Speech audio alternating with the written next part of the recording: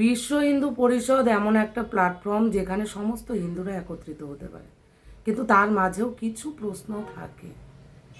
হিন্দুরা বিশ্ব হিন্দু পরিষদে একত্রিত হবে সেটা স্বাভাবিক, কিন্তু তার আগে দেখতে হবে বিগত দিনে একজন হিন্দু 100 জন হিন্দুর সাথে কি করেছেন।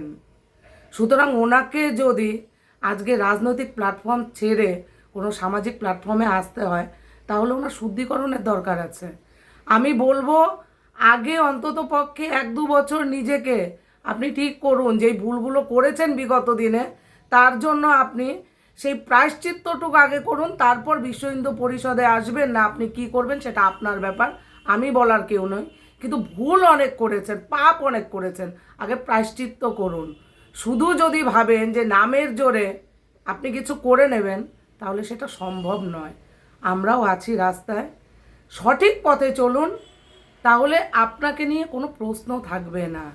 কিন্তু যা যা ভুল করেছেন, পাপ করেছেন, সাধারণ জনগণের ন্যায্য অধিকারগুলো কেড়ে খেয়েছেন, আগে সেটার প্রায়শ্চিত্ত করুন, তারপর ভাববেন। নতুন সেরকমটা আমি বলতে যাব না, পচা ডিম কে ছুটছে বা কে কাদা ছুটছে। আমি ব্যক্তিগতভাবে, দলীয়ভাবে একদমই বলবো না, এগুলো আমি পছন্দ করি না। আমি ব্যক্তিগতভাবে এটা পছন্দ করি না, কারণ দেশে আইন আছে, আইন আইনের কাজ করবে, রাজনৈতিক দল তাদের কাজ কর্ম করবে, সরকার সরকারের কাজ করবে।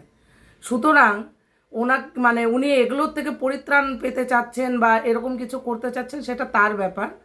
কিন্তু ওই কথা একটাই, আগে উনি পাপের প্রায়শ্চিত্ত করুন, তারপর সবটা করবেন।